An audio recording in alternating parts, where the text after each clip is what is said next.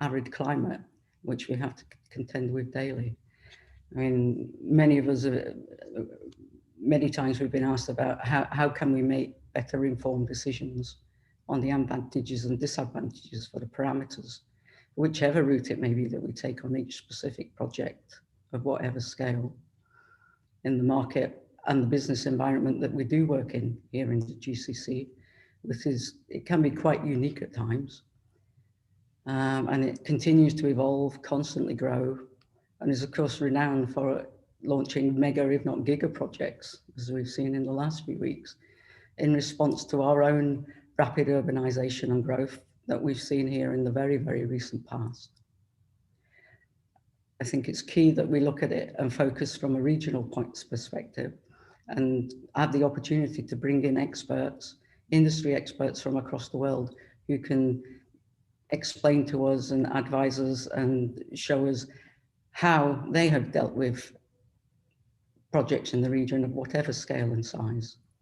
I mean, rapid urbanization is something which the United Nations expects that we will all witness globally over the coming next generation or so. And to deal with projected population growth at the scale that they're discussing, it will take a great deal of more towns and city developments across the world for people to expand into. And we need to, our intention through this series is to show the practicalities of working within rapid urban transformations, rapid urbanization, what challenges we have faced, what challenges others will face that they can take from us, what lessons we've learned, and how we can look to put these lessons into our next projects and future projects as we build and build to adapt to the growing urbanization needs that we see here in the region and we'll see in the world. The key, I think, the key look at is the sustainability aspect of it, Andy. Yeah, I think we felt there was a lot of information out there and a lot of discussion, but we were keen to have something really focused on the region, and especially the second one. We've really looked for key regional projects that are in the region and dealing with the climate here, the constraints you have here, but also the opportunities. And I thought it was important to kind of really look at them and share them with other people. So that's the purpose of today for and how we got here. And I hope everybody's come because they're very interested in learning about this. I think we can get ready to start. We're moving up to 5 past 5. Got a lot of people in the room already. We can get ready for Simon to take over. Okay, thank you very much, Andy. I mean, it is very important that we do have this kind of forum available to us where we can exchange knowledge on skills and understanding that we need. Yeah, I think just before we get going, I'll pass on a couple important messages. So one, yes, we hope we can all be meeting again in person when it's safer to do so later this year, and it'd be great to have these kind of discussions in person. And you're all welcome to get in touch and suggest events or wherever region you're in. We may have a representative who can help do that. And I'll put some contact details for digital contact for now. And yeah, in this talk now, so please put in the Q&A questions, and then we'll collate them at the end for asking, and if ideally you can ask them yourself on screen. Okay, well, I think Simon, if you're ready to go, thank you for joining us from UK, and we'll pass over to you. Thank you very much. It's a pleasure to join you today, wherever you are around the world. And this is a subject close to my heart. I lived in Doha, Qatar for 3 years during the evolution and delivery of this project, of which there's much to say. And today I'll try and give you a brief overview of the project, but also home in on the aspects pertinent to the subject today, sustainability, and the drive that is in motion globally to make our urban places and our buildings more sustainable. I'll talk you through the idea behind the project, the master plan, the infrastructure that supports it, and the standards that framed how everybody engaged with the project. And through that, explain by showing you some of the built examples, how different buildings in the project, mostly Allies and Morrison buildings, although we're one of many architects, saw those through in real terms. And it's fair to say at this point that Meşerep is partially inhabited right now. It's on its way to welcoming all the inhabitants and all the businesses to the district, but it's yet to be completed. Phase 4 is still underway, as it's has the complexity of its interface with the Doha Metro, another really important sustainable initiative within Qatar.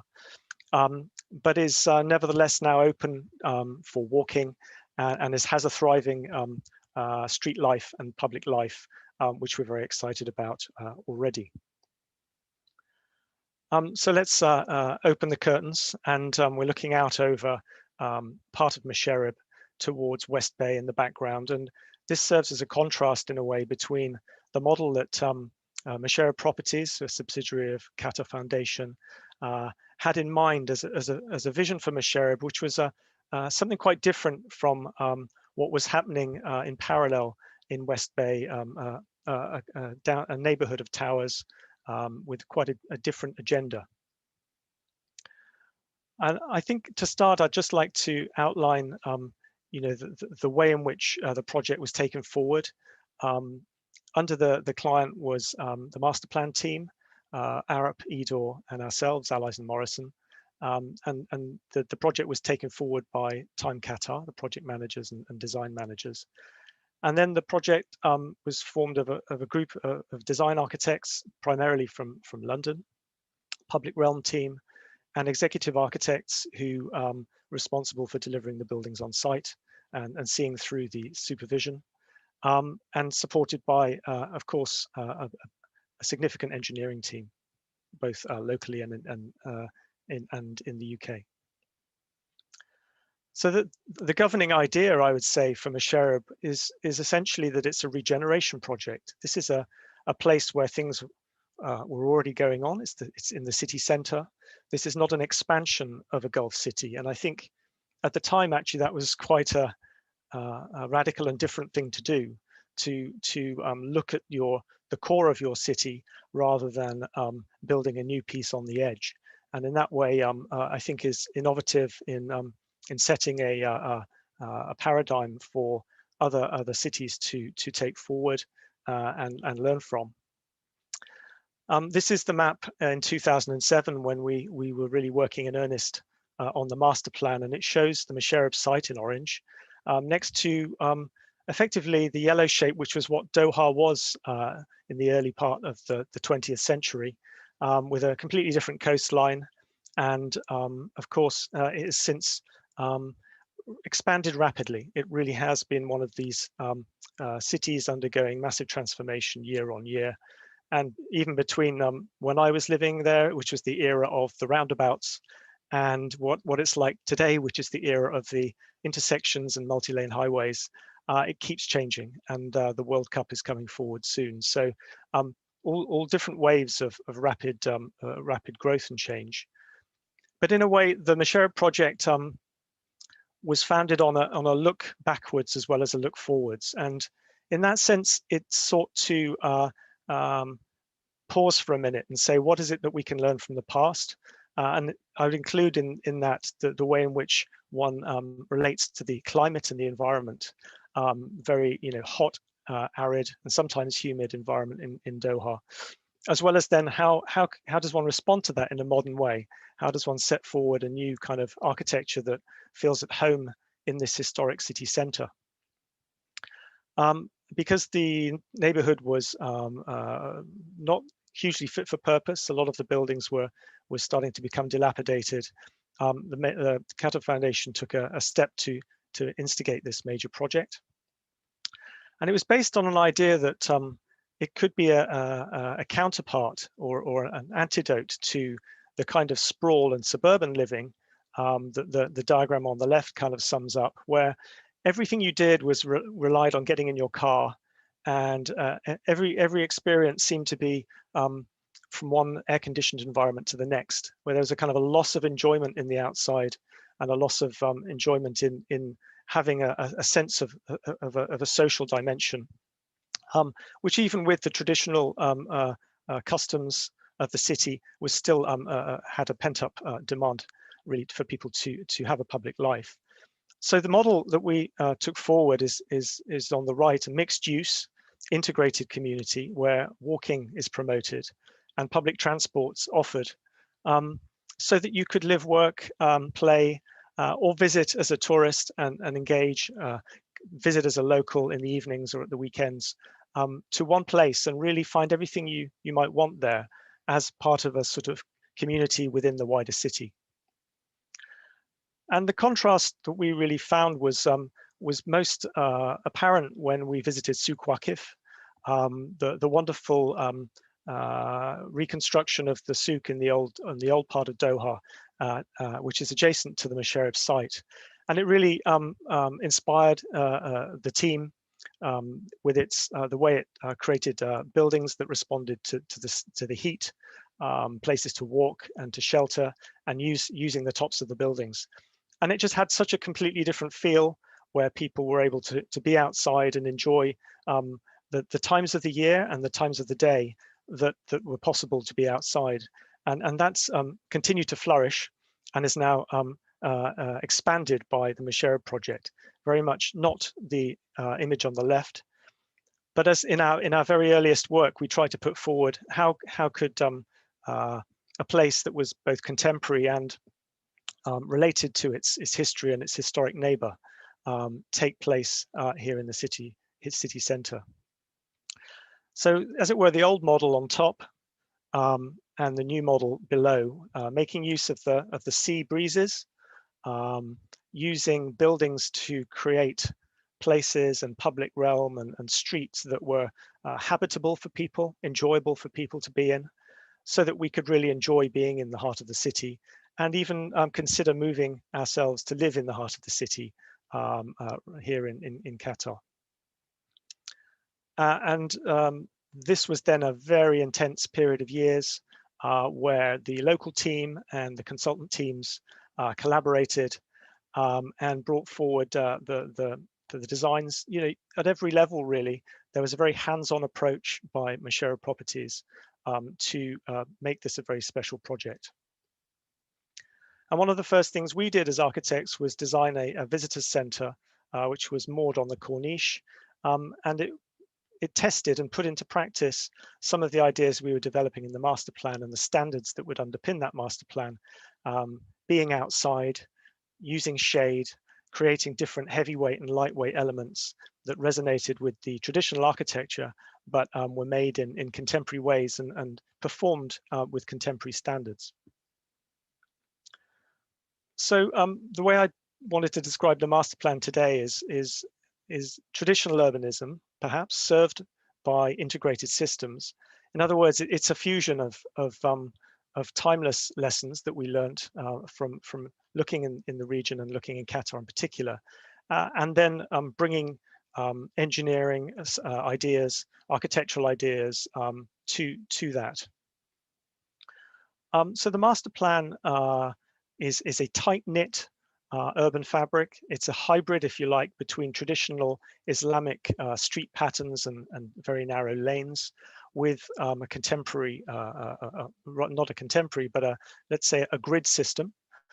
So there's a sense of the courtyard at different scales, the courtyard at the micro scale and at the larger scale at the center of blocks. And you can see how from north to south and from right to left, it evolves from that traditional fabric into a more familiar perimeter block fabric. And this allowed a range of different building footprints and building types to cluster in different ways around the pedestrian network. And really, there were only sort of a handful of major streets within the master plan that the traffic would flow through. And we'll talk about how we achieved that in a minute. So this hybrid of the lattice of pedestrian lanes and the grid of connecting routes and services had an above ground and a below ground dimension, which we'll talk about in a minute. But in terms of what is Musharraf, it's 31 hectares of land, over 100 buildings, They vary in height between 3 and 30 stories. And it's set upon an integrated basement, multi-level basement, which serves the world above, and also provides space for a lot of cars, because this is a city in transition. It's only just received its first metro service, and this will it'll take time for adjustments in public transport, and there'll always be a place for some private transport. There are a number of special buildings here, which I won't go into, but you can see this is a district of some substance, over 2,000 residents and 20,000 jobs right here in the city centre. And as we developed the project with the master plan team, one of our roles as the architectural voice of the master plan was in visualizing and developing the massing, which partly has an alignment to the sea breezes, but also rises in scale from the side of the Mairie de One and the waterfront in towards the city, and actually concentrating development at the metro station at the southwest corner, as well as transitioning on this left side to the traditional souk.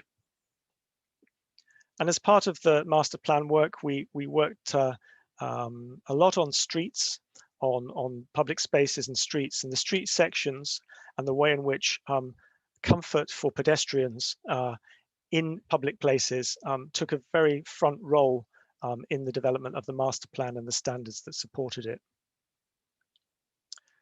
And what that then brought about in a whole range of different projects over phases 1 to 4 was the ability for each architect to intensify that ethos and bring it forward in different pockets across the site. And this is an example of one of our plans at concept stage of the townhouses and apartments just north of the main square, which taps into traditional ideas of clustering homes around for each, and each home is in fact its own courtyard house. So we have a whole sort of layering of open space with public space and private spaces, enabling a range of sort of shading opportunities as well from that tightness and proportion. And the architecture of the buildings was strongly inspired and driven by an attitude to the way the Qatari vernacular operated. And we found in the research we did throughout the country to see what was left and to look closely at that, we felt that there was a family of architecture. It was quite stripped back and simple and beautiful in that way. There was a limited palette and a sense of knowing what it's about, and that of course comes from working with the materials and the climate that were given to the country, and the need to make something from those limited resources. And we developed with the client a series of 7 principles known as the 7 steps to the project teams, which underpinned the approach of the project. Continuity, space and form, streets, home, design for climate, individual and collective and architectural language. And they all played a role actually in making it a place that would be, we feel, loved in the long term. So continuity meant that we were incorporating some really important historic courtyard houses and embedding the project in the city. Space and form, often about how to respond to the climate and bring buildings close together whilst respecting privacy. The importance of streets and of the public realm. Creating a sense of home in the heart of the city, and this is where the courtyards played a very big role, and the way in which buildings can be individual and feel personal to you, as well as be part of something that's common to all. Designing for climate. So this is a project with many colonnades, many buildings contributing to the walkability of the streetscape. And then places where buildings form edges to spaces where there's all sorts of opportunities already being used for public life. And then this is underpinned by an architectural language, a particular one to this particular place, which of course, goes hand in hand with the sustainability goals, but also would vary if this was in a different city or a different part of the world. This language would be completely different. And for us, it was an exciting project to be involved in because it also resonates with our own sustainability principles as a practice, which we feel, that really what matters most is the deep rootedness of these of what we're doing, and the technology is there to serve that. So the bits you don't see of the project, there's so much going on underground. I've just highlighted the two service corridors here that move between the phases of the project. And in between these corridors, which track the main streets of the project, are the big car parks pocketed down into the basement. So in the background are our phase 1 government buildings, National Archive, and Guards and Diwan Annex building underway. And you can also see our cooling tower enclosure, our cooling tower before the enclosure we designed being constructed over there. And Arup led this strategy for the service corridors and below ground parking as part of a kind of layered approach that enabled the ground level of Meşerep to be so pedestrian prioritized and walkable and delightful to be in. And this shows a cross section of one of those service corridors, along with some happy engineers who were down in the basement where they felt most at ease with the world. And this multi-service corridor where not only the utilities were organized, but also deliveries and distribution of deliveries from shared service yards to individual buildings took place. So this district approach to infrastructure drives, underpins the sustainability of the buildings and obviously drives the project as a whole. And that was further embedded in master development standards, which went across engineering and architectural disciplines through landscape and so on. LEED was adopted by the client, although there is now also another system, GSAS in Qatar, to do a similar job. But basically the benchmark was set very high, and platinum and gold became the targets for all buildings in Meşerep, along with some initiatives on the right, more specific initiatives. So the standards really focus architecturally in architectural terms on climate responsiveness, how much can be done in a fabric first way, a passive way through design to minimize energy use and maximize comfort and the experience of users. And I think this is another diagram that we use to reinforce the point that so much can be done to impact sustainability early in design, so that the increased activity period is that which the client is putting into defining its goals, that designers are putting into the early stages of projects to make sure that all the fundamentals are in place. And if they are, then most benefit will be reaped from that effort, because the ability to impact it diminishes as the construction process goes on, as well as the cost. So as I said, that we've now seen a number of LEED and Gold buildings come through. The majority are already assessed and established, and there's a whole range of initiatives in the standards that embed this, which I won't go through in detail now, but I'd like to just show you a few images that you'll see features that really have been part of the design to deliver these goals on the right-hand side of the image there. So looking out over some of our buildings in phase 2, you can see in the public realm there's the electric tram line, and that tram ties together the Doha metro station with the rest of the project, and creates not only a sort of a low energy, electric, clean way of getting around the project, but also is there to take part in the street life and act as a sort of last half, 200 meters of people's journeys before getting out and walking. As you can see, the rooftops are, there's a lot going on the rooftops. The plant needed up there is diminished because you're getting so much through the district cooling underground and the integrated waste systems, for example. So a lot of the need for rooftop plant is taken away. That gives us more space for PVs and hot water, but also for habitable spaces on the rooftops. And on the right, you can see our district cooling plant. There's 2 district cooling towers integrated right in the thick of this project. And what we found fascinating was that that they can be incorporated even in the most precious environments. So here, it's next to one of the wonderful mosques. There are 3 mosques in the project, and it absolutely takes its place there against the mosque and the museum, and contributes to the streetscape.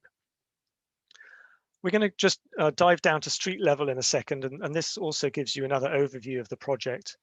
Some of the buildings that we worked on there, offices, mixed-use buildings, a prayer ground, and all of these in effect integrate and with the basement infrastructure. They all play a role in tidying away the ventilation ducts, in integrating escape stairs, integrating access points between the basement, car parks, and the district. So every building is doing its job to make sure that the spaces between are then as free and uncluttered as possible. And we'll also look at a project by Michel Mosessian, Al Baraha, which is the main square in the project. Each of these images, I've just called out a theme, and I'll go through them very quickly before we wrap up. And so this one is one of the Farij townhouses clustered around a courtyard, and this enables us to create a microclimate. And you'll see some overhanging elements in some of the projects, and very often these are there along with the shades on the windows to cast shade on the facade, but also to create shaded spaces beneath. And here the water and the foliage is contributing to that microclimate. Inside these houses are courtyards that allow the house to look inwards and gain diffused light within the house. But this is also controllable. So we have lots of moving elements, sliding and pivoting shutters.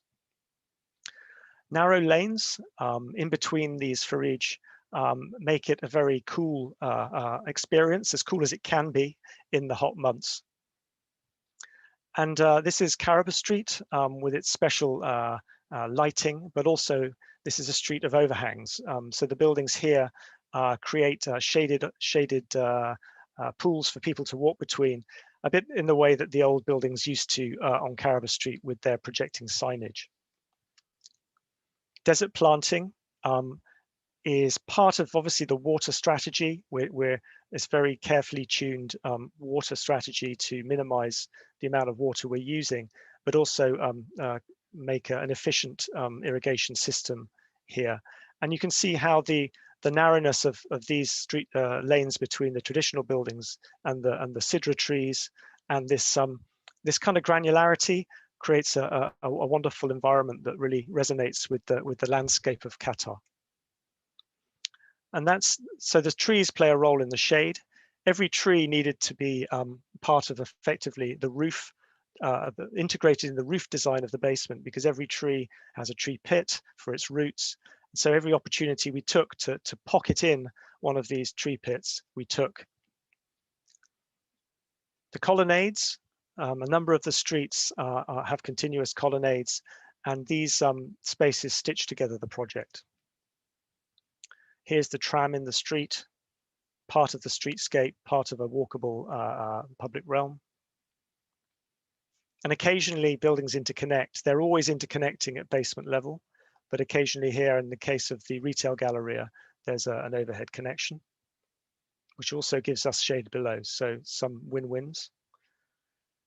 And of course, the performance of the facades. And we believe, through the layering of the facades, through the careful use of recessing and then placed components within those panels, we were able to create quite highly engineered and tested solutions that mean that people have a lovely internal experience, but also it delivers what it needs to within the language, bridging between traditional and contemporary buildings.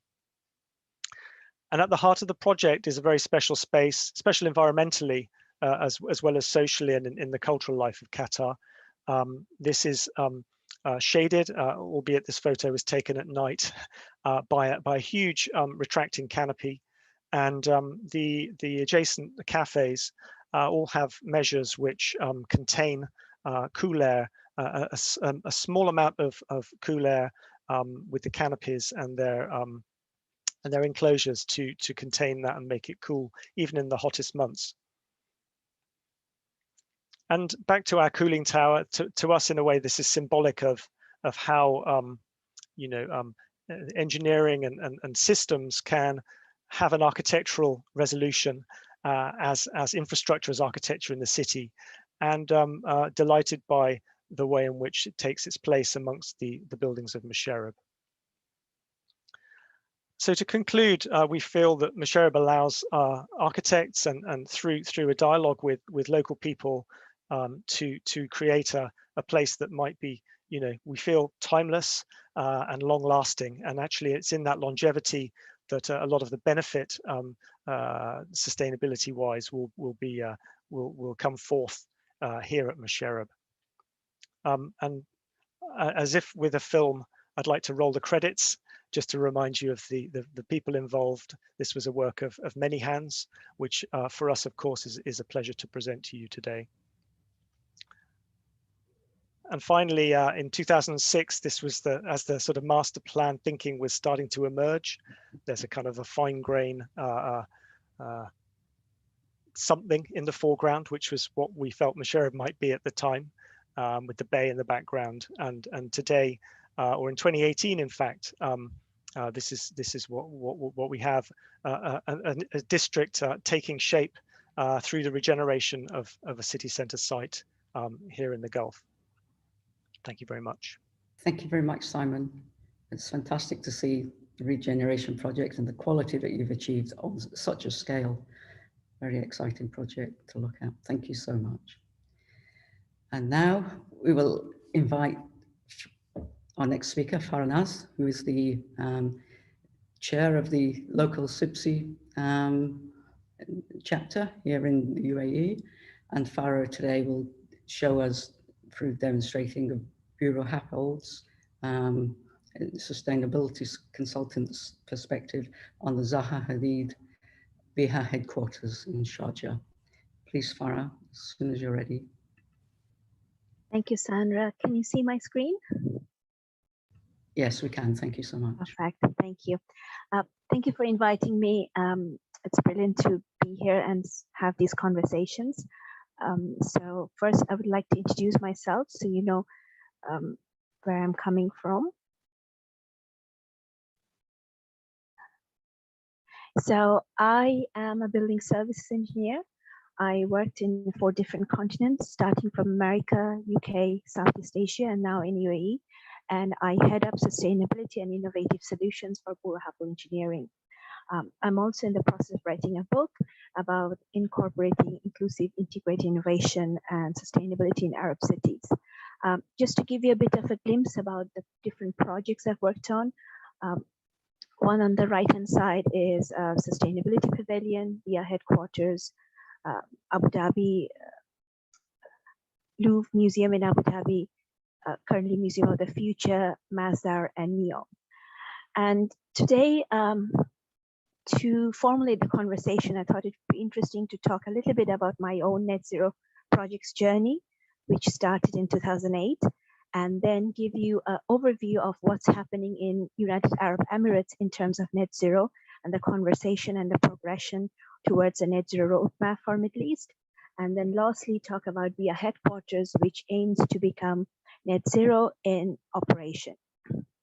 So on the screen, you will see a project named Ashmont Primary School. It's based in London. The architects were Penor and Prasad Architects. And at that time in 2008, when I started working on this project, I was a young engineer doing the energy modeling of a combined district heating system. The school is on the left. There is a nursery and an energy center, and there's a block of flats on the right-hand side. And at that time in 2015, this project won a RIBA award for first net zero project in UK. This project was an extremely big learning experience because we had to model the energy of how it will become zero carbon and zero energy. And I think this is a process that all building services architects, engineers should go through to really understand what makes that edge or difference to actually push a project through net zero and how to keep your clients engaged through this conversation. In 2015, I came to Middle East and I started working on different projects here in Middle East. I thought because we have a global audience today, it would make sense to give a little bit introduction of United Arab Emirates and the different Emirates we have here. So essentially, when we say United Arab Emirates, it doesn't only mean Dubai. It's actually a combination of 7 Emirates, which is Abu Dhabi, Dubai, Ajman, Al Quwain, Ras Al Khaimah, Fujairah, and Sharjah. And interesting to see that the Ministry of Climate Change has actually adopted policies to look at all the 7 Emirates in terms of climate change. So just to give you a very high level introduction of the context and impact of climate change in Middle East is actually 9th in the highest in terms of energy and electricity consumption. It's in the first percentile in terms of water stressed countries. And it's in the 22nd percentile out of 25 in terms of food security. So Ministry of Climate Change's big focus right now is energy, water, and food nexus. This is a brief screenshot of the impacts of climate change that we'll have in Middle East, which is obviously the temperature, humidity, sea level rise, rainfall, and extreme climatic events. Now, I thought this would be an interesting picture to show in front of the audience that shows that what is the current level of water and electricity generation happening in Middle East. So there's a lot of desalination happens in the region because the groundwater is really low. There is electricity production, which is mainly from natural gas, which the government is now slowly moving towards renewables. And the green circles that you see on the screen are actually the solar and PV farms across Middle East. There is nuclear power plants as well. And the yellow dot is the waste to energy plant that's currently being built in collaboration with Masdar in BIA, which is in Sharjah. Now, these are the 5 main policy motivations that the government has aspired towards: clean energy, looking at energy and water efficiency, transportation, and improvements in their oil and gas sector. And then there are other policy levels across the Emirates and federal policy documents that kind of shows how the different Emirates are going to be targeting their energy reduction targets. None of these policies actually clearly defines a net zero roadmap at present, but we do aim to see that the government is looking at how to reduce the carbon and energy emission and actually create a pathway towards net zero for Middle East.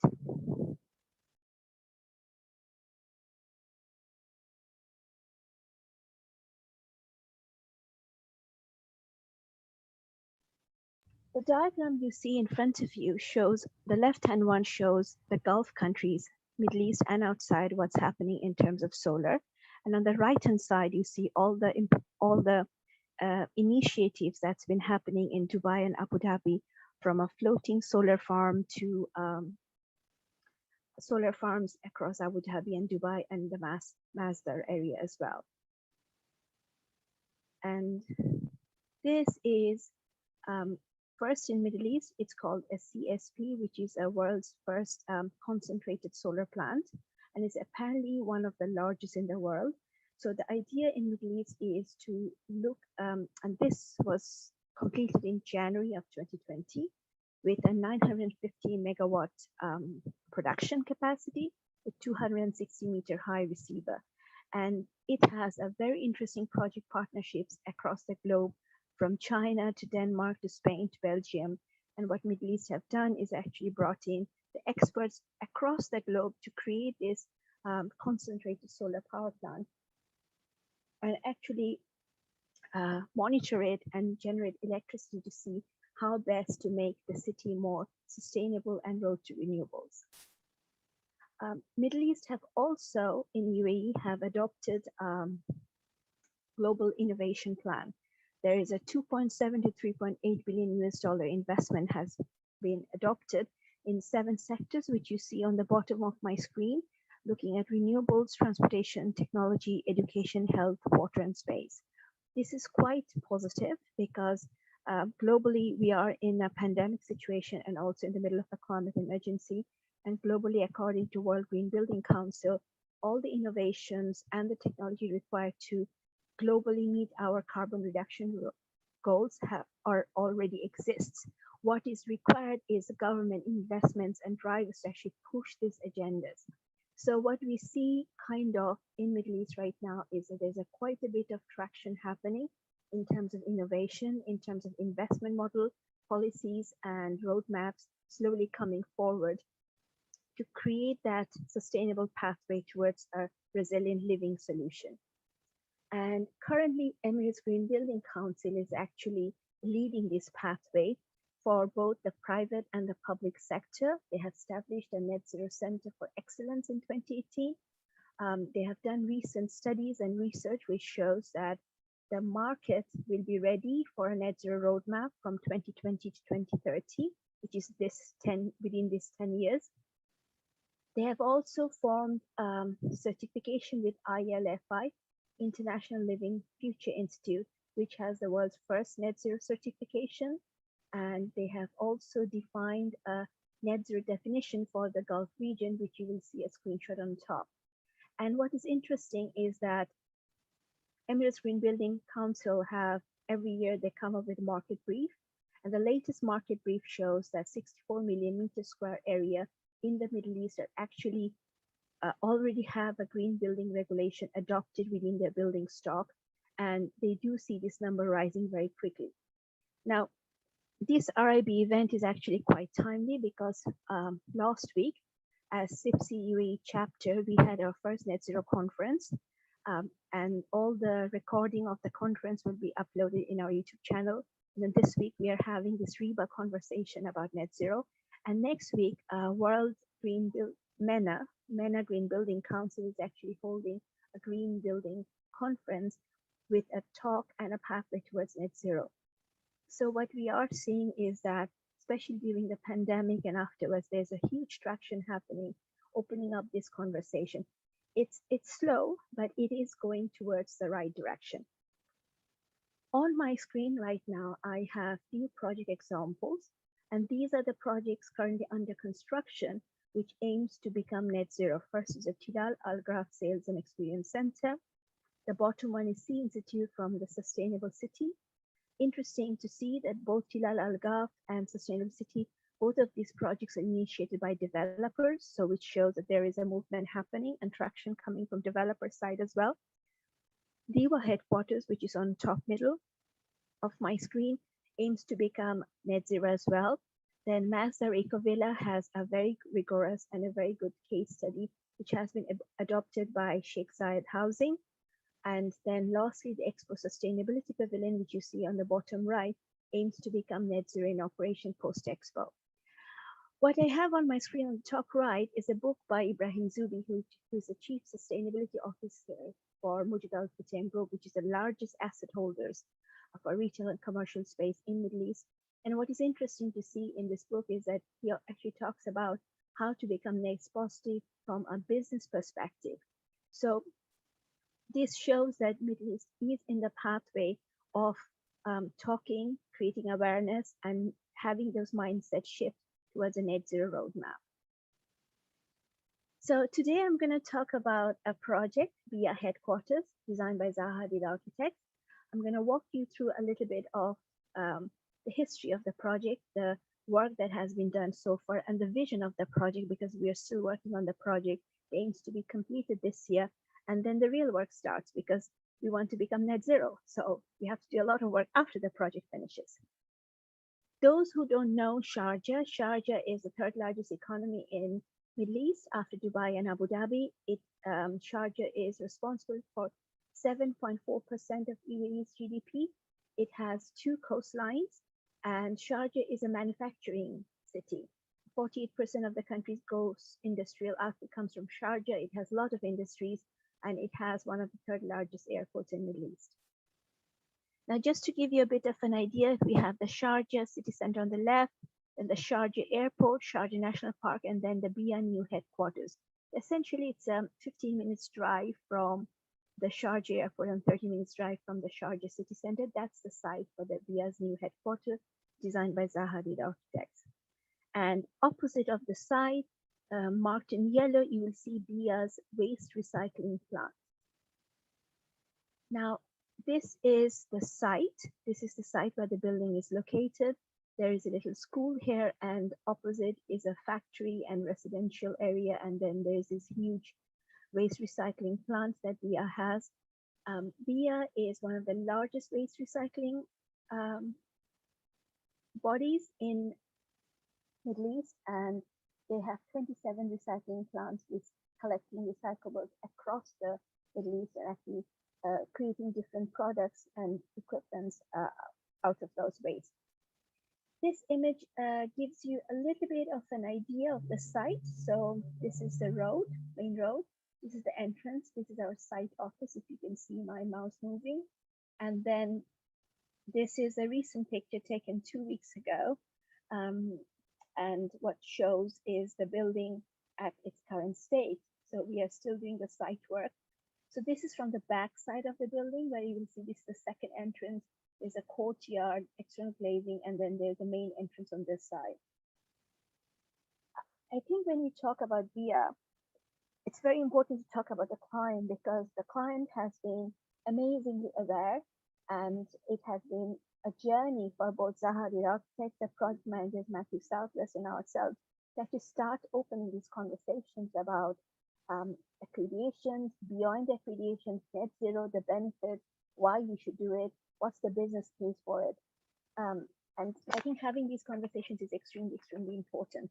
So what you see on the left side of my screen is Group CEO, His Highness Khaled Huraino. And then he is the CEO of BIA, which is the largest waste management company in the Middle East. And then in the middle is the MD, Miss Nada Tariam. She's my direct client, so it's great to work for a woman. MD of Civil and Architecture Projects. And what you see image on the top right-hand side, sorry, bottom right-hand side, is when the BIA project was presented to His Highness.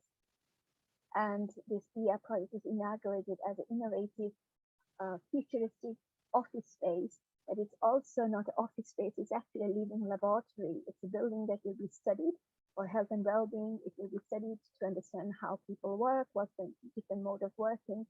And Khaled is actually, with lots of our conversations between ourselves and him, we signed an agreement with Microsoft. We will be actually monitoring the building with ourselves and Evotech to actually understand how people are using the building, what is the energy requirement, what is the well-being requirement, what is the futuristic office building looks like. So we're very excited for this building to open, because a lot of fun things are going to be happening after the building opens. So this just to show a bit of a construction stage project team. It's Zaha Hadid Architects. Corinne is our contractor, Bura Happle with Matthew Southwest as the main project manager. Now, before I start presenting this project, I think it's important to say that the design stage work was done by Zaha Hadid Architects and Atelier 10, who are the MEP and the sustainability consultants. It's Patrick Bellow's team. What you see on the screen from the left-hand side is when the project came to our desk on summer of 2015, The project has already achieved a LEED Gold. The project has achieved a 36% energy reduction from the baseline model. The sustainability and MEP strategies, high-level design strategies were completed. And the idea was, or my scope was, to take the project and complete a LEED Gold status during the construction stage. But when you have a project like this, it's also an opportunity to open up conversations, and that's what we did. So I opened up this conversation with the client to see, okay, the project already has LEED Gold. What else can we do? What else is possible? What is your ultimate vision with the project?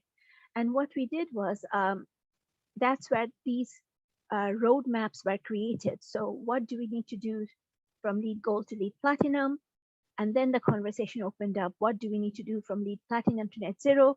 What is additional investment required from the client? What is additional commitment required by the design team? Now, when such things are happening, you need a really closed-knit design team who actually shares the vision. So when the project was at our desk during construction stage, we hold a lot of meetings and conversations to see how we can take and what are the steps we need to do and what are the responsibilities of each of the consultants to make this move. So there's three main concepts that was adopted from the construction stage onward to move the project from platinum to net zero. First is the sustainability model. What you see on the left is a sustainability Venn diagram that has been used for 12 years, but research have found in the last 6-7 years that we really need to look at a more holistic way of sustainability. And the new sustainability model, a stronger model, is the 5 capital model of sustainability, which you see on the right side of my screen, that actually look at the natural capital, the social and human capital, and then finally the financial and manufactured capital. And what we have found is that when you connect these, the project becomes more holistic because it actually looks at every need of the capital model. The second concept is accreditation. Now, accreditation is actually a starting of a conversation. It's actually a baseline to make sure that the building meets all the criteria. But the conversation we had in RIBA is that how can we move the accreditation, push it forward, platinum and others. What you see here is a scorecard, generally quite boring. But what is important to understand is that different credits were taken and then thought and discussed with the design team to see what additional steps we can take, how much would it cost, and what benefit and value it will bring to the occupants. And when the value of the occupants were higher, the client actually went for it because there was a logic behind it. The third concept that I would like to talk about is the concept of urban heat island effect. Now, globally in Western countries, the cities are hotter than the suburbs, but the Earth Observation and Environmental Remote Sensing Laboratory in Mazar Institute have been studying 25 years of NASA satellite data. And what they have found is that for the last 25 years, during the daytime, the microclimatic conditions in arid cities are actually reversed. That means the heat island is reversed. What that means is that during daytime, the desert is hotter, then the city is cooler. And at nighttime, the cities are much hotter and the desert is cooler. And it's only because many of the Middle Eastern cities, the desert is just sand. So it heats up very fast and it holds the heat. While in the city, there is porous and non-porous surfaces, there's trees, there's buildings, there's overshading. And my colleague just presented these walkable spaces with shading. There's a lot of things happens with shaded trees and shaded walkways. So it actually reduces the urban heat island effect by 3 to 4 degrees centigrade in arid climates.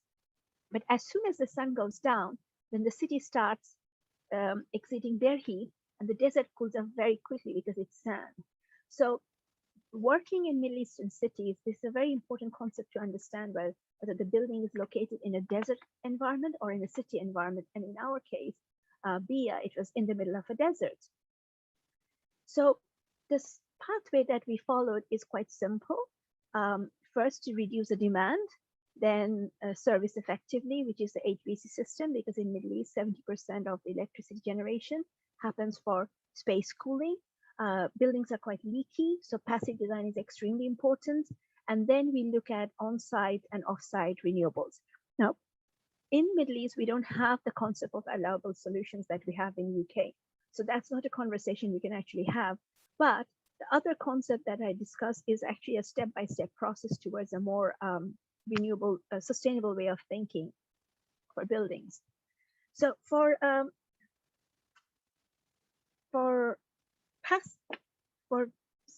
this project, I'll touch quickly on the passive design. So the thermal mass was highly important because we need to block the sun. But also in the Middle East, we need to be able to make the surface a bit breathable as well. There's a fine balance. So for BIA, the thermal mass is extremely good. The windows are quite small in sizing and openable. There's a lot of natural daylight coming in. As you can see, many of the spaces are shaded. Some of the windows are open, but the windows are designed in such a way that when the sun is at its peak, there will be shading, and the sun is at lowest, and there will be solar glazing from internal blinds and all that. This is the main entrance. Most of the spaces are under shade because of the surface of the building. Water scarcity is a big issue at that site. So we are recycling every single bit of water that we're using. There's a gray water recycling system. Any planting that's been used there are all xeriscaping and desert landscaping. So we worked with 2 botanists to actually find regional plants that we can use that looks good, looks green, but also doesn't take too much of water. And then finally, we looked at the public transportation. We looked at how people will be moving between the spaces, even internally from a health and well-being and air quality perspective. This is an image, and what I've highlighted is the courtyard, and I will see that if even the sun moves throughout the day, because of the shape of the building, the courtyard would be really nicely shaded. Now, this courtyard is quite important because the windows on this internal courtyard are openable. The idea is to have some level of cross ventilation, so to increase the thermal comfort, but also take account of the thermal mass and reduce the cooling load of the building. Now, as life happens, when design changes when design finishes and design stage submissions are done for LEED and others, and then it goes into construction, there's a lot of scope changes happens. Now, we started working as Borough Happel during the construction stage. We were quite aware that we didn't have the design stage energy model. So we kept a tab of all the design changes happening, all the design enhancements are happening, scope changes happening, and also in Middle East, the regulation sometimes changes quite quickly in certain sectors. So as we created a log, we realized a lot of the design changes happening in this project, especially from design enhancement, new scope, and design gaps, because of the local regulations changing, had an energy impact. And as the project was going for platinum and then has an ambition to go to net zero, the question was that, do we take the simple route? And the simple route is do a hand calculation, submit the additional energy requirements, put some PV in, make it pass through platinum, submit to LEED, and get the job done. But the correct way of doing it is actually capture this information in a proper energy model, make the energy model a single source of truth of the site and the construction and all the changes that's happening. So we have a digital model of a live building on our screen that's exactly on the site. So we had conversation with the client and we explained this to him and Nada. And what came out of that is that we created a new energy model from the Rhino model that Zaha's had. Now, anybody who has worked with IS and all these energy software knows IS doesn't like curvature. It likes boxes. So creating what you see screenshot on my right-hand side is the IS model. And creating that actually took us 3 months because we actually had to write script and point out every single dot from the Rhino model into an Excel spreadsheet, convert it, and then put it into IS. So IS can capture all the single points and all the curvature. Now, why did we go through all this pain? Because there was a lot of plenums in this project, a lot of underwater, underfloor heating and cooling. And the idea was to capture all this information with the intention that, yes, we're going to submit to LEED, but the model becomes as accurate as on site. So we can actually use this model for net zero monitoring. So this is a video. As you can see, there's a lot of shading happening within the building itself. This is the main entrance. Oh, sorry. Let me show you this one. This is our IS model. This is the model we use for energy calculation, both for platinum, and we would be using it for net zero calculations as well.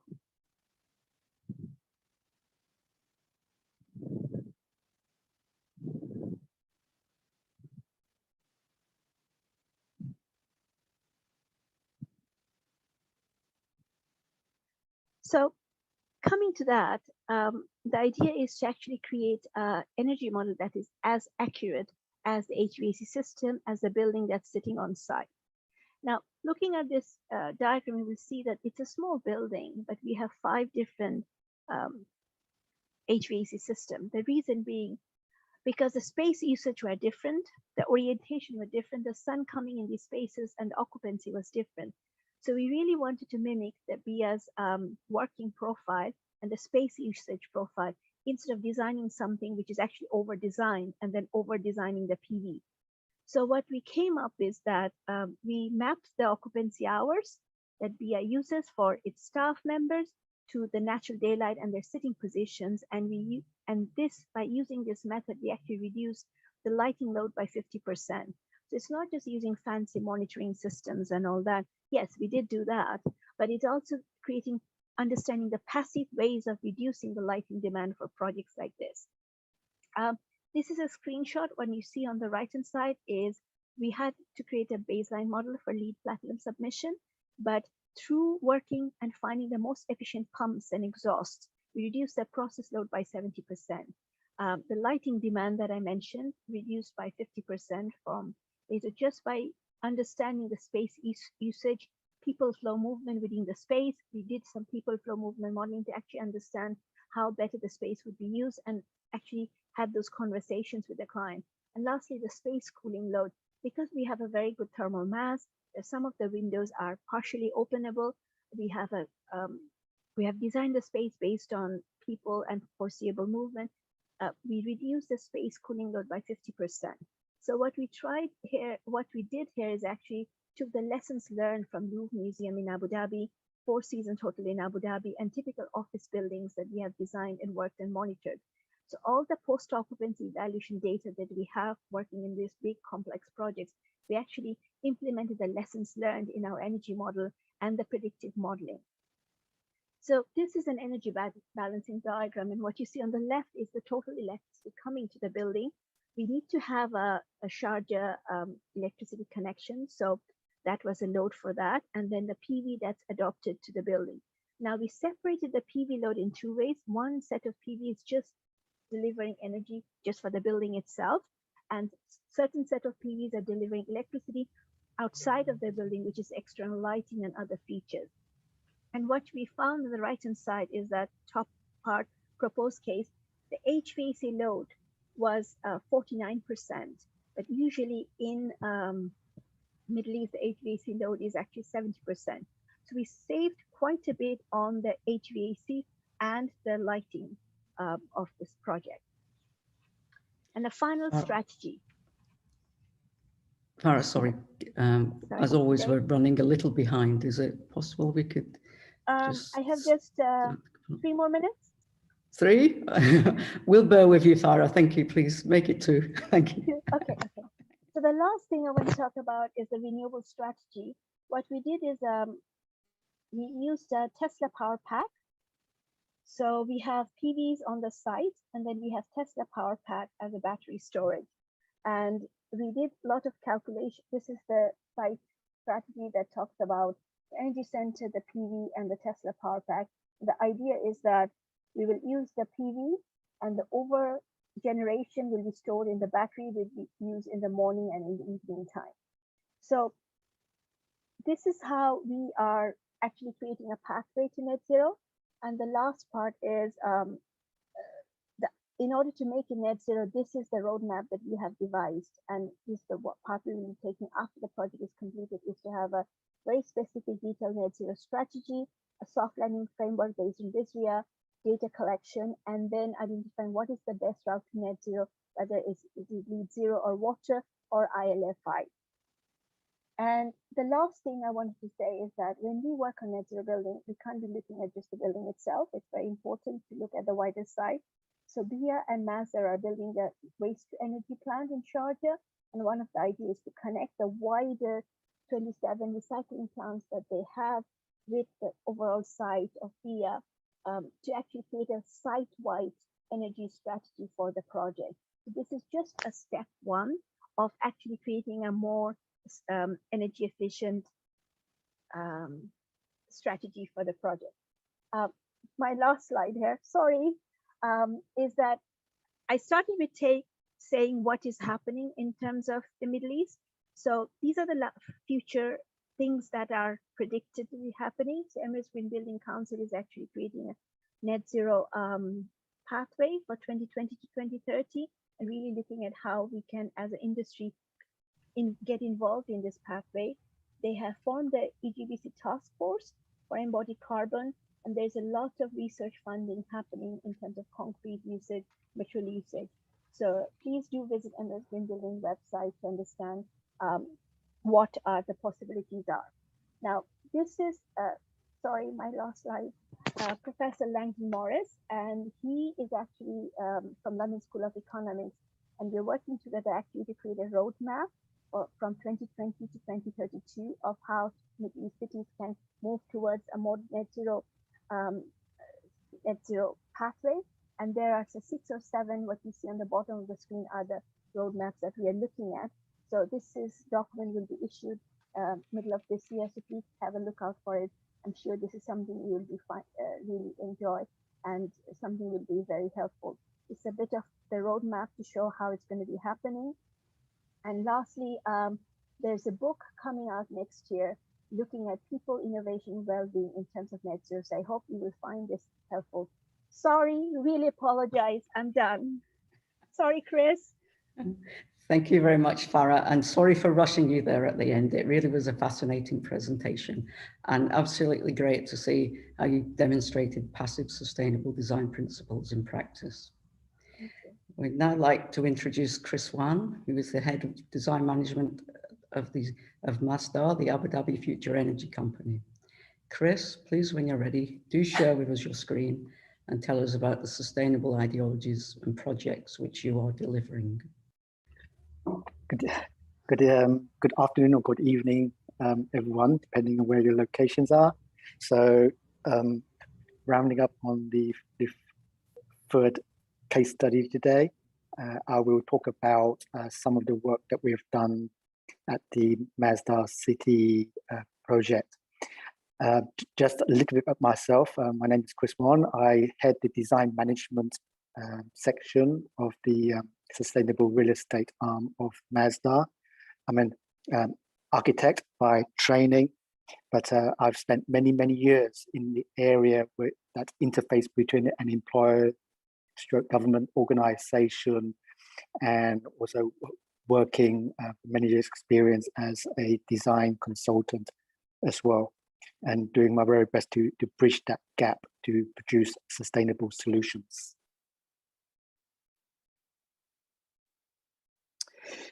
Abu Dhabi is the largest Emirates in the United Arab Emirates, and then within the Emirates there is the city of Abu Dhabi. This slide here just shows the location of the Masdar City project within the context of Abu Dhabi, and we are located right next to the Abu Dhabi International Airport. I myself work at Masdar City, so my whole working life now evolves around the project that I work in. The idea behind the master plan, which was originally created by Fosters and Partners, is the idea of a sustainable community, and this master plan has gone through many iterations. In a broad brushstroke, we are dealing with a high density, low rise community that explores the relationship of livability with infrastructure, with transportation.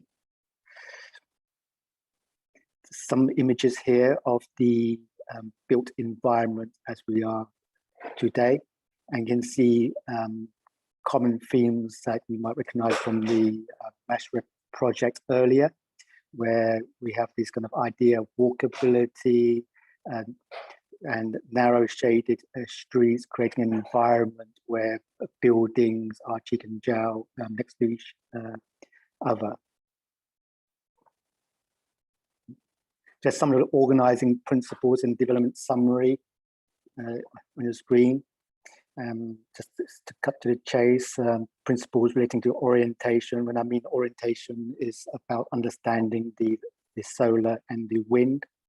We are a mixed use development, and hence a large proportion of the development is residential. Actually, it's over 60% of it is residential, then combined with commercial community facilities, and we even have an area designated to some R&D and light industry. There is an exploration of what it means to build a community from a pedestrian-led approach. And of course, this is giving rise to generally pushing out vehicular transportation, where we can replace that by walkable streets. And then in amongst that, we are heavily concentrated on high performance buildings. These are the current design criteria that we work with at the moment. And again, this is a live document, right? And when I say live document, what I mean is that these numbers here represent, you could say, our current high-level findings in the integration of the different pillars of sustainability. Right? Masdar is a for-profit organization. We are a wholly owned subsidiary of the Mubadala Investment Company, and being part of an investment company, one of the major remit here for us is to understand the relationship of green and the economics of it.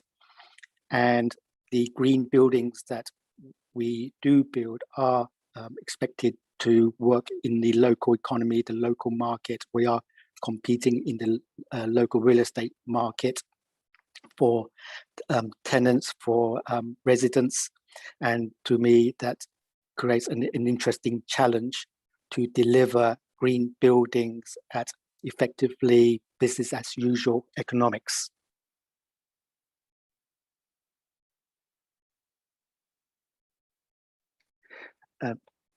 Masdar has two main business units, and on our cousins within Masdar is the clean energy unit, and they build clean energy, renewable energy plant in Abu Dhabi, in the region, and also globally. The picture you see here is a 10 megawatt plant that was inaugurated at Masdar City in 2009.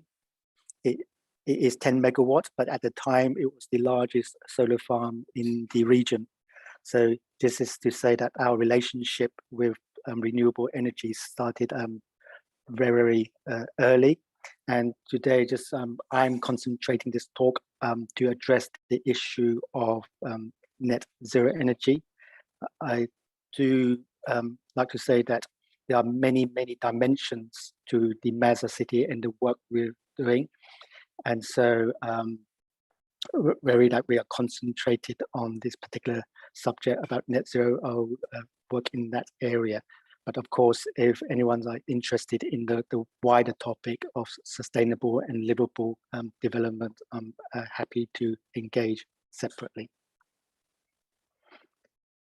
This is a picture of the rooftop of a building that was originally inaugurated as the Masdar Institute, and today it is the Mohammed bin Zayed University for Artificial Intelligence. So This was one of the first buildings at Mazda City, and this was opened in 2010. And you can see on the rooftop is very dense, it's very busy. You can see PV panels next to roof lights, and there is an area at the back where we have thermal water heaters. Right. Even though we covered the roof extensively at the time, given the efficiencies of the PV panels that we were working with, this at the time provided approximately 30% of the total energy demand of the building that the panels situate above.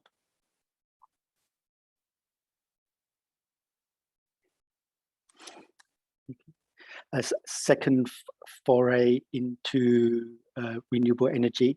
This is the headquarters for the International Renewable Energy Agency. This project is designed by Woods Bagot, and the engineering was working with Bureau Happold. And so on this particular project, you can see a very visual statement of how the PV panels on the roof are relating to this project. And because of the high mass or the large floor plate of the building, again, and this building was inaugurated in 2015, right? 1,000 square meter of PV panels on the roof of building contributes approximately 10% of the overall energy consumption of the building. Now, this is bearing in mind that this is already a very energy efficient building. It has approximately 42-43% energy saving against the ASHRAE benchmark. And yet, from experience, a PV array like this has only a nominal contribution to the building. And so this is a diagram I've historically shared with many people, and saying to understand the concept behind the buildings at Mazda, where we strongly promote that you provide the bulk of your energy reduction compared to business as usual through architectural design, and from its massing and orientation, through how you deal with the envelope, the shapes of the buildings, how you select the construction materials before you enter the arena of dealing with active measures. And then finally, the introduction of energy generation to offset some of the energy demand. What's been happening over the last 10 years, we were discovering that the cost of the energy generation has been gradually decreasing. And eventually you get to the point where maybe from a pure economics point of view, the whole idea of a net zero energy goes into the realm of possibility. So our first piece of work is a little pilot project, and we designed in partnership with Woods Bagot, and again this is also with Bureau Happold, a pilot project for a villa.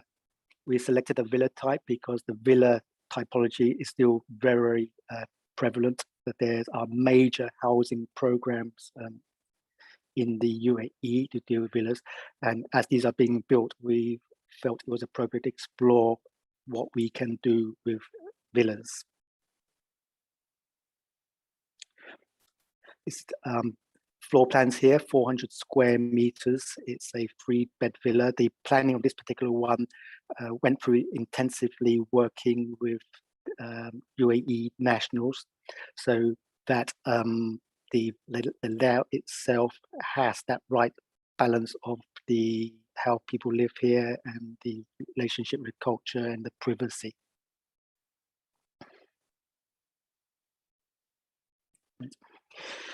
And you can see here just a simple 3D model just showing the location of the PV panels.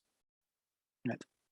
So in order to achieve net zero energy, all the basic principles of what you do to a building to reduce its energy footprint still applies. So that was done through vigorous modeling. As every component just looked very carefully. However, please bear in mind that back to this idea about the economic viability, right?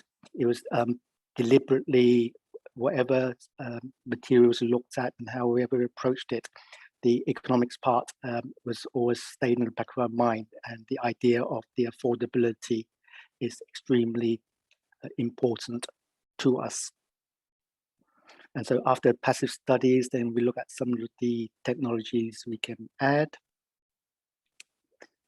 Solar hot water, variable refrigerant flow systems, some energy recovery systems.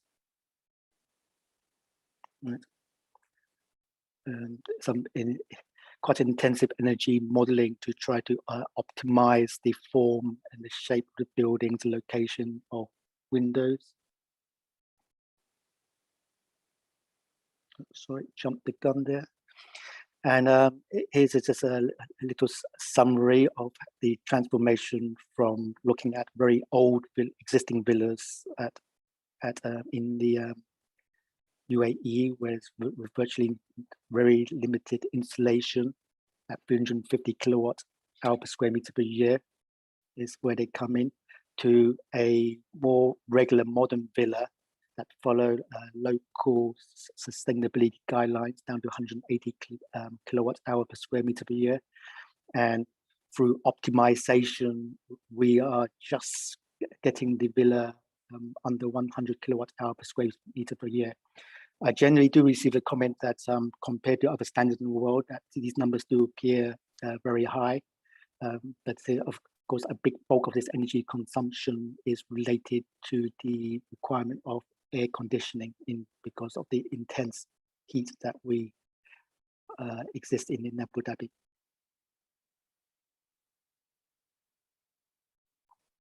And then so all that work to get the energy footprint down, we got it to a state where by introducing the PV panels, and this particular one is a sun power model, a 315 kilowatt panel. And if you install, in this particular case, from memory, 87 panels, right? And with the sunlight available that we have here, it is just sufficient to produce the same amount of energy that one would require to power this villa. So when you put it together, you get effectively the net zero energy status. This is the picture of the interior. I put this one in because when I bring people to look at this villa and I tell them in advance that we have a net zero energy villa, many people expect that we will walk into a Star Trek building or similar. And this is just simply to say, not to say that this is everyone's taste for interior, but when it comes to net zero energy living, it's important that we are dealing with the science and the engineering, right? And the visual dimension or the aesthetic dimension of net zero remains in the realm of creative design.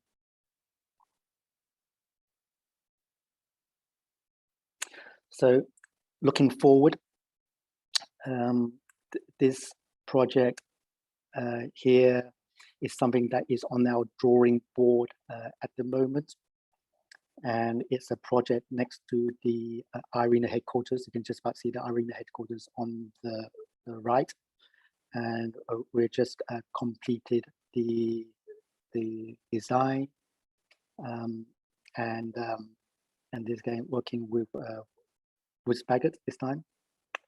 What's interesting about this building is that we're beginning to explore at a much larger scale now the relationship of PV panels to building form and using it in a architecturally creative way, but also purposeful way.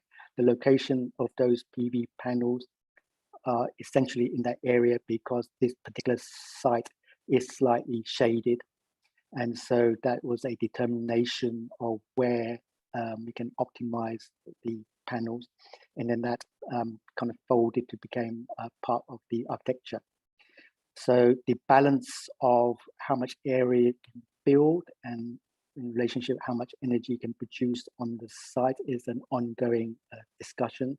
So this building is an office building, and it is on paper it is targeting net zero. We are hopefully going to be starting construction of this by the Q3 to Q4 this year.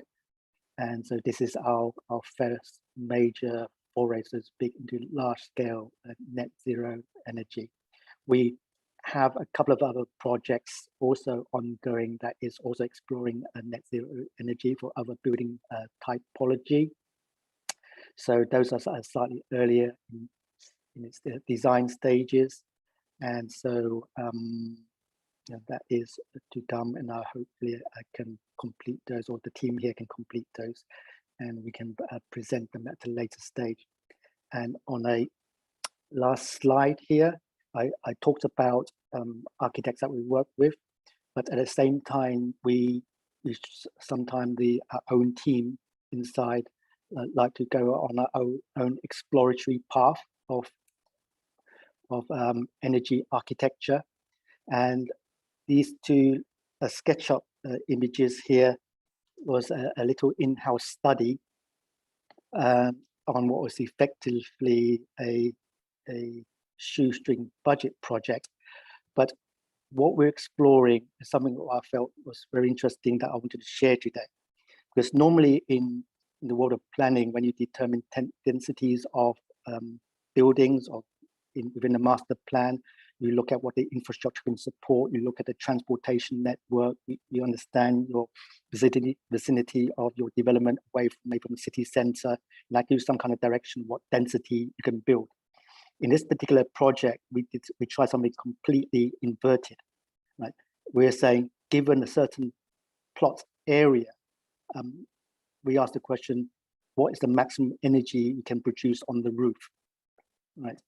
And once you establish that, because of our collection of data of existing energy efficient buildings, we have kind of this rough idea where a energy efficient building, the amount of power that we need.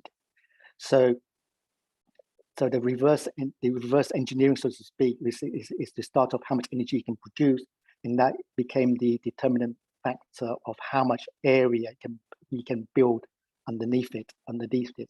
So if you reverse that equation, we thought that would be an interesting way to look at density, and also to be able to ensure from the outset that you have a very good chance of achieving net zero energy, as opposed to the oftentimes challenge that we have. We design something and build something, and then we kind of look how much technology or how much PV we need to add to try to balance that equation. And when we cannot fit enough on the roof, people start talking about integrating into facades and all this type.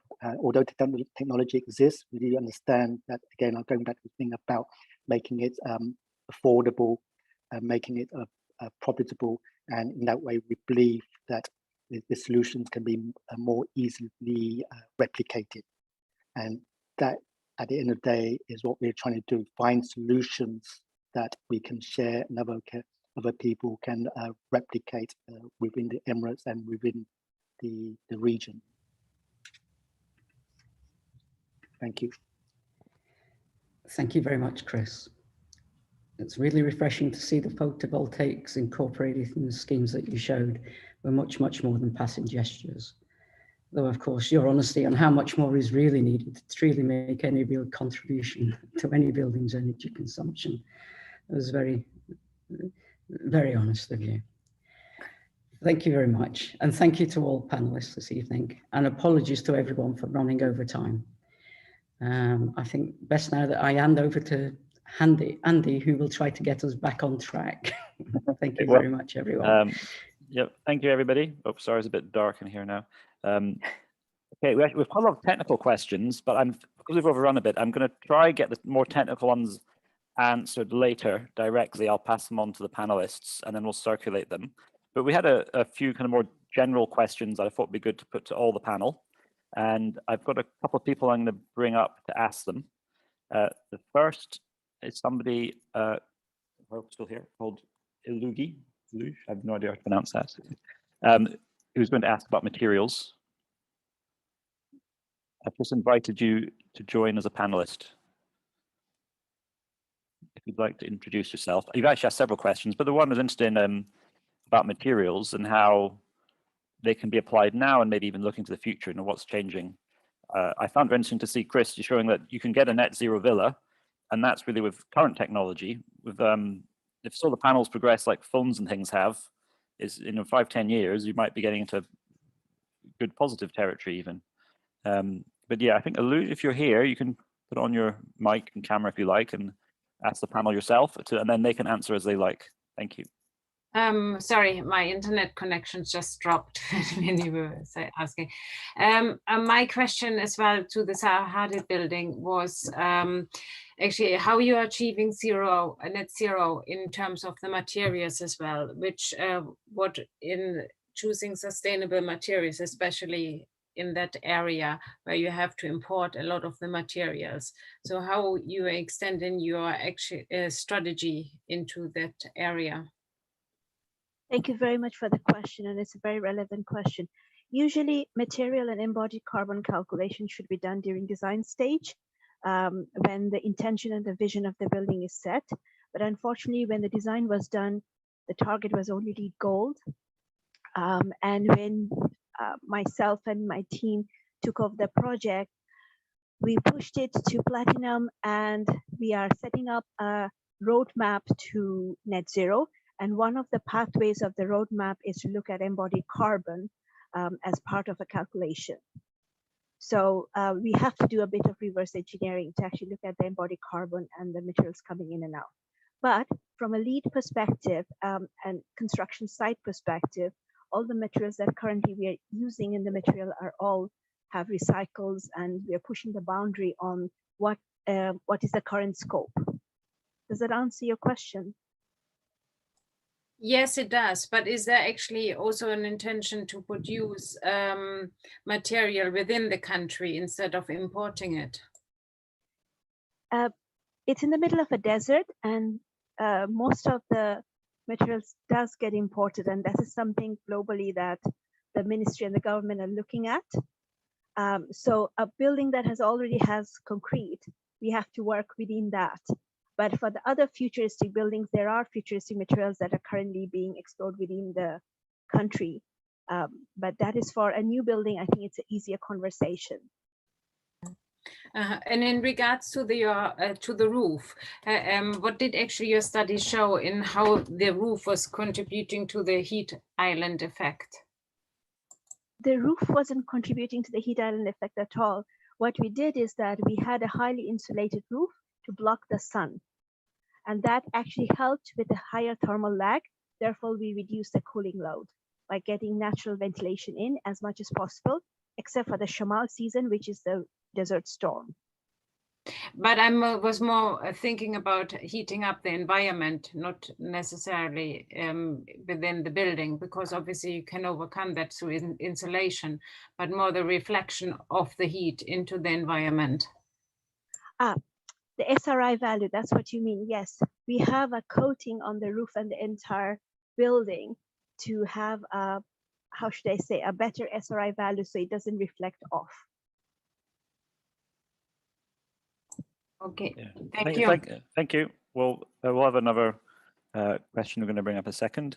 I'd like to go back to one of the original questions. It was about materials and how they can be used for sustainable design in terms of how you use glass and concrete, and maybe what will be used in the future, because we know that using in Europe lots of timber frame buildings are appearing now, but that can't be used in this environment. I've seen a presentation recently with 3D printed concrete that they were claiming 50 to 80% less embodied carbon, but this has not gone beyond pilot stages. What do you see being the key materials in the region for construction in the next 5-10 years as we look at the next generation of buildings? Anybody on the panel can answer that. I'd like to speak to this question. And of course, because we do have many buildings on the ground, this question does come up a lot in our discussion, our discussion with the supply chain in various forms. And I just want to kind of set 3 examples, and there's many. From a concrete point of view, we've been adopting the use of GGBS as an additive to the concrete from quite early stages, and this has allowed us to reduce the embodied carbon of the concrete by in the region of about 40%. We do that for a second reason, because the particular site that that Mazda City located on, we have very high water table, and we sit on a hypersaline soil, meaning so 2 meters below our ground level, 3 meters below our grade level, we have water that is about 5 times saltier than seawater, right? And that's a challenge, and the GGBS actually also helps to kind of protect the concrete when you do substructures work. So it's a kind of win-win situation. The second one is we engage the supply chain here, and one example I think I'd like to use is that we used to put something like aluminium onto an essential blacklist on material, because we don't recommend the use of aluminium because of its high embodied carbon. As an outcome of that, the aluminium companies got slightly upset with us. I don't know why, but they did. And so, but then rather than just be upset, they actually engaged with us, right? And we said, look, other parts of the world, we can have recycled aluminium, right? No, and we believe we should as well. So if we can get that into supply chain, right, then we take you off our list. And as a result of that type of conversation, now in Abu Dhabi, in the market, right, it exists 80 and 90% recycled aluminium. Right, so there is this kind of to and fro, and it starts from asking for it and sometimes making a stance. So we were quite happy that we can exert some kind of influence to make this type of change. And thirdly, is there is a nascent industry starting to appear locally about building materials, and at Mazda City, we also have this kind of sort of tech hub that we call the Catalyst. And I myself just been engaged with some of these startup companies that are converting various waste components into building materials. And there's a lot of work going on. But as I said, these are still very early stages, but certainly the intent there and is well recognized. And it just lastly about embodied carbon. There is no benchmark as such in the UAE, but we actively track the embodied carbon of all our buildings. I think in a slide that I had up about the environmental requirements, point number 7 or 8 was about recording the embodied carbon. And even though we don't have a scientific baseline, we thought that at least we could collect as much data as possible to understand what might be meant as a business as usual baseline, so that in the future we can all work together to gradually lower these baselines. We need to be able to measure things before we can take action. Thank you very much, Chris. Any other answers to this broad important topic? Next? Yeah, sure. So Chris, thank you for putting those 2 very important points about the embodied carbon. I will start with that. So with Emirates Green Building Council, we're actually putting a task force together. So maybe I should invite you to actually create a regional benchmark of embodied carbon of materials. Secondly, Chris put in a very important point about the supply chain. We actually really need to challenge the market to actually get good things happen. And what Mazda and Chris have done with aluminium is exactly what we should be doing with all of our materials in terms of supply chain. The third point I want to add is that there are a lot of startups globally who are actually converting waste into building materials, and there's a lot of tests and innovation happening globally. And one of the discussions happening is how to bring those innovative entrepreneurial ideas into Middle East and use the local Middle East materials and regional materials. So I think this is something, a space to look out for, and also for all of us to be a bit adaptive, to be able to adopt that in our projects and our thinking. So a bit of R&D investment and entrepreneurial persuasion is definitely required on that aspect. Thank you. Thank you, Farah. I know we're getting a bit short of time. I've brought up Simon. If you want to answer that question at the end, you can, because I'm going to ask Jay to ask his question to all of you about the role of architects. I think he's calling from the UK. If you'd like to come on, Jay. And after, I don't think I have time for any more questions actually, but there were some specific about Mushrab that you may want to answer, Simon, if you have time, but otherwise we can try follow up what we can after.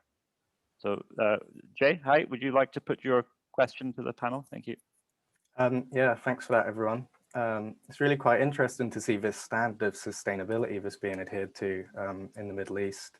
And it seems that this level of sustainability and green compliance is almost creating a new vernacular in itself for design and for climate comfort. And as Chris said, to achieve these levels, you're having to integrate PV into not just roofs, but facades itself.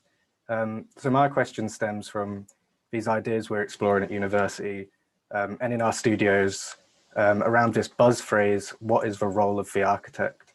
And I'm curious as to what all of you think the role of the architect is currently in combating climate change, but also how do you imagine the role of the architect will or should change as global warming increases?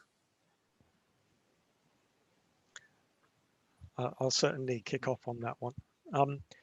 I think we did a study about how our practice operates and the energy we use and all of the systems that what footprint we make as a business. And in doing that, we also looked at how much impact we have through our design work. And what was fascinating to us and encouraging really is that our ability to influence climate change is far greater through our design work than anything we can possibly do to reduce our impact as an operational business. A lot of us cycle to work, so there's a huge loads of positives already about the way we operate and use of public transport. But its design is a huge tool for playing a positive role in something that as citizens, many people feel passionate about wanting to do something. We are well placed and already actively doing things to drive this forward. So in terms of what architects then do more specifically within that design work, it's partly the ingenuity of architects that has a role. It's the management of complexity and bringing ideas together, because we always play a role, I feel, as orchestrating projects. We are very open to ideas, but we need to synthesize them ultimately into something. And I think that role of the architect as bringing those ideas together, yes, into an artifact, into a product with materiality and energy use, but more importantly, really, as a setting for people's lives. And the thing that will never go away really is that we make places for people. And that's, regardless of everything else that's going on around us, that's at the core of our work. So we'd like to stay active in that territory and try and make it as responsive as possible to the climate emergency. Thank you, Simon. Before I pass on to everyone's answer next, Jay, I have some bad news and good news for you. I think the panel we've had today is like really the best of the best in the region, and unfortunately is a minority. They really are the kind of, I wish all the projects were like this, but they're not. Then we had to look and think quite hard to find examples of really good case studies that are actually built, not just on paper. So if you're watching from the UK, you maybe have a distorted view of what happens in the Middle East if you're just seeing these projects. And it's kind of showing that the bigger problem to address here when there's a whole set of buildings that need to aim this high. But yes, so maybe we misled people by showing the best projects, but yeah, I'm glad it's been taken positively, and we're keen people in the UK see what's going on in the Gulf, and RIBA will be doing a bit more of that soon. Actually, we hear there's lots of interest. Okay, now who else would like to answer Jay's question from the panel? Chris, thank you. Mic on, please. My physical hand. To your point, actually, Andy, first I'll speak to that one about the best of the best, right? Well, thank you for kind of including us in that category. But at the end of the day, as you infer, there is a lot to be done here. And I like to just repeat again, our real mission here is not only about trying to create showcases that we can all kind of study, but really trying to build that bridge into the whole total world of buildings here. And therefore we're trying to find solutions that are real and that are practical, and that's I must admit, it is really, really challenging. I mean, it's part of the fun as well. But that's where Masdar City is at. Is finding those practical solutions that can be done, right? And on that point, we have many third-party developers at Masdar City, right? And they work with architects of a very, very wide range, and we impress upon them the same standards. Now, there is you could say a lot of integration to trying to figure out how to do that, but it was trying to demonstrate that, let's call it a typical developer who's in there just to turn a profit can still do it in a green way. So that's been a very interesting study. So what I show today are our own self-development, but we do a lot of work with, call it your more kind of regular developer and how they can go green. So, but then back to Jay's question about the role of the architect. Today I talked about technical solutions, right, to deal with the route to net zero. But behind all of that, there's something that's probably even more important than the solutions, and that is the actual process itself, right? And so you can't build you can't build a Ferrari factory just by taking a Ferrari car and taking it apart and having the plans of how to build it together, right? What makes something a Ferrari is not the car itself, but the process that's behind it that they developed over years. So not saying that we're anywhere having that level of sophistication, but just to make a point that a lot of the learning that we all go through is about how we work together and the process that we go through. And so probably the most important thing, and it comes back to the role of the architect, is the architect as the integrator, right? The whole arena of integrated design or integrated development, the ability to build bridges across the discipline, the ability to break out the silo thinking. And we all talk about these things, we all recognize that silo thinking is wrong, but in the everyday reality, breaking away from those silo mentalities is actually quite hard, right? When you have 20 different disciplines in the room and everyone thinking that their discipline is the most important one in the world, which is totally understandable because they select that subject to study, right?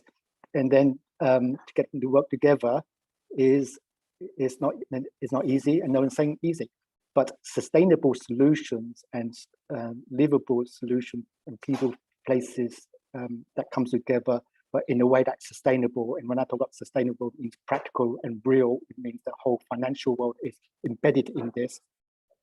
You need to find solutions that are not only within the core specialities, but in those zones between the disciplines. And we've had kind of first-hand experience of finding some of those solutions that exist between disciplines, right? And that is a kind of a twilight zone, so to speak, that unless you kind of jump in there, it's very, very hard to find because you never get the answer from one person. You need at least two persons to have a missing gap. And so it's actually really interesting as working from design management point of view to how to understand the human dimension of how people work together. right, to find those collaborative solutions, but in the real world, practical way. And I believe that architects are amongst the best trained people to fulfill this role. Thank you very much, Chris, for a very interesting answer. I think you're right about all these disciplines have the role to play, and maybe they have to see beyond their own, and who's the best place to address it, and actually how can we be even stronger when working together. And if you don't know, Jay, and people watching the UK, Masdar is really very close to government, like a lot of entities here involved in building. And so there's a kind of closer relationship with government goals and government directives going both ways about what can be done and what the government's trying to do. And I hope someone from the UK originally and other countries would have something like a Masdar in their own country, where they're trying to push sustainable design, and it has that close relationship with government and research and any other institutes so they can get involved to help.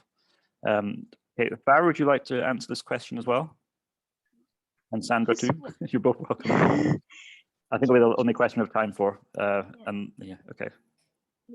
So Jay, I agree completely with Chris and Simon, and the projects you saw today, I was behind the scene on Bora Hapul as an engineer working on the Ecovilla and Mushreb and the BF project we showed you. And I can tell you, architects are the first person that clients see.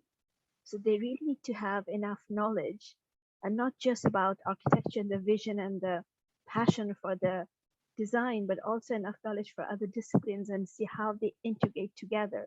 So in their mindset, they really need to have an inclusive, integrated approach to design. And that's very, very important, because all the projects you've seen today, they're fascinating because everybody came in together and bought into the idea, the process, the pain to get those projects delivered.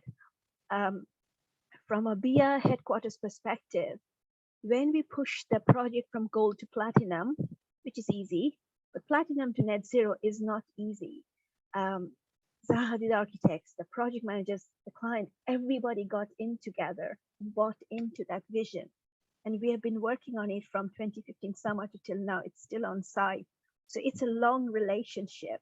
It's just that it's not like you buy into it and then you don't put your effort.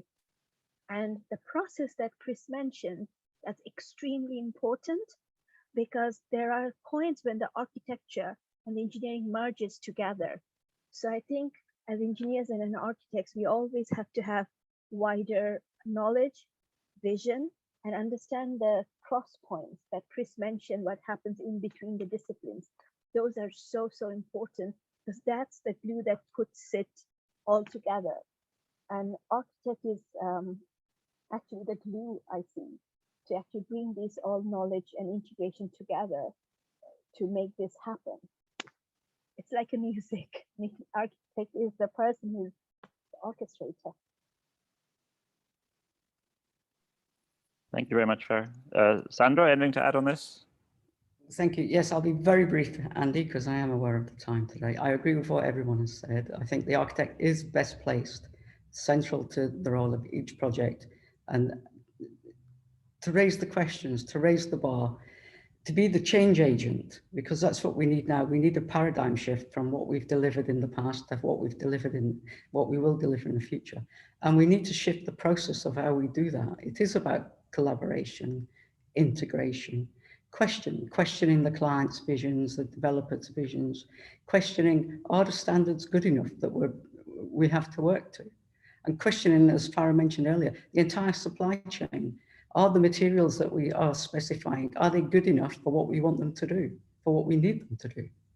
So we need to have forums like this and collaborate and really act as change agent in the whole process. Thank you. I think there's still actually 90 people here, but I do want to wrap up in a few minutes. But maybe there were quite a few technical questions, especially for Simon talking first. I don't know if you want to address them very briefly before we wrap up, Simon. I don't know if they are brief. The other thing, if you don't mind, we can put them in an email or something later, if you rather do that. Yeah, possibly. I definitely have really enjoyed this session, but I now need to go. Yeah, okay. Up to 2 hours. Okay. Well, yeah, I'll take a record of all the chat and questions and circulate it, and we'll see what we can do answering them. But there's all, yeah, for Farah as well, quite a few technical ones. Okay. Well, thank you so much, everybody. It's been really excellent to show these projects. We're very keen to have exactly this kind of thing, and I look forward to having an in-person meeting on the same topics later in the year, when it's deemed sort of safe to have a more group in-person meeting. Okay, Sandra, do you want to add anything as we wrap up? Well, thank you all. Thank you very much to all the experts that we have here today on the panel for giving their expertise and their very valuable time to enlighten us all on what is happening currently here in the GCC. And thank you all very much to everyone who's joined us from everywhere across the world to try and get to understand and find out much, much more about this highly critical topic, which every one of us needs to equip ourselves with to better address. So thank you all. Thank you. We thought there may be some misconceptions about what goes on in the Gulf of building and things and sustainability. So we're really keen to show the best examples of what is being built right now. And hopefully we'd like these projects maybe shown in a more full-on session later in the year through similar format. This is coming under sustainability series, but to really show the architecture and all the aspects of design would be a great opportunity as well. So yes, if everybody stay tuned for that, will be announced through RIBA emails and website and things. And also always we keep things open to all and free. Okay, thank you so much, everybody. Thank you for time, for 2 hours of your time on a UK afternoon and evening here. Thank you, Farah. Bye. Thank you all. Thanks very much, Gulf Chapter. Thank you. Yeah, and this, Thank you, Sandra. Thank you, Andy. thank you. It's been recorded and it will eventually be circulated from the RIBA website. It'll just take a few weeks. Thank you.